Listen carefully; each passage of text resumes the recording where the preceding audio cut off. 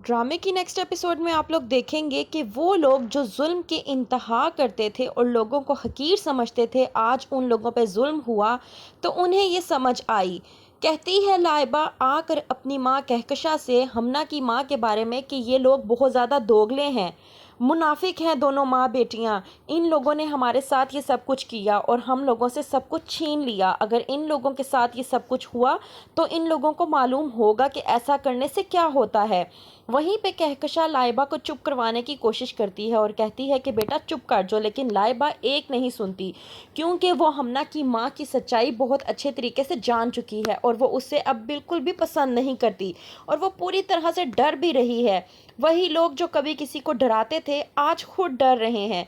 कहकशा हो चुकी है परेशान कि वो किस तरह से अपनी बेटी लाइबा को संभाले। दूसरी तरफ फाइज रातों रात भटक भटक कर लोगों से मदद मांगने की कोशिश कर रहा है, लेकिन कोई भी ऐसा नहीं है जो उनकी मदद करने के लिए रजामंद हो जाए। दूसरी तरफ हरीम होती है मुदस्सर की माँ के पास, तो वो उसको बताती है कि कोई ऐसा ज़माना था जब मैं एक अनापरस्त औरत हुआ करती थी।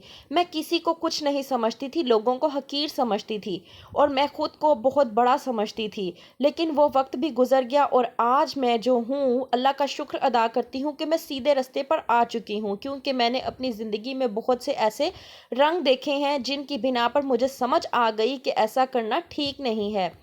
वहीं पे हरीम बैठे हुए सोच रही होती है कि उसकी सास कहकशा ने भी तो उसके साथ यही सब कुछ किया था, लेकिन वो फिर भी सब कुछ माफ़ करने के लिए तैयार होती है। लाइबा जो सब कुछ देखकर परेशान होकर घर से निकल जाती है, क्योंकि वो अब मज़ीद हमना की माँ के घर में रहने को तैयार नहीं है। लेकर अपना लगेज निकल पड़ती है वो रात को सुनसान गली से गुजर रही होती है। वहीं पर आ जाते हैं दो गुंडे और गन पॉइंट पर उसको कहते हैं कि अपना बैग हमें दे दो। लाइबा उन्हें कहने की कोशिश करती है कि मेरे पास ऐसा कुछ नहीं है, लेकिन वो नहीं सुनते।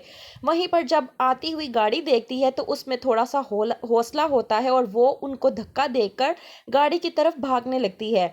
गाड़ी से निकलती है हरीम और मुदस्सिर, जो कि लाइबा की मदद करते हैं।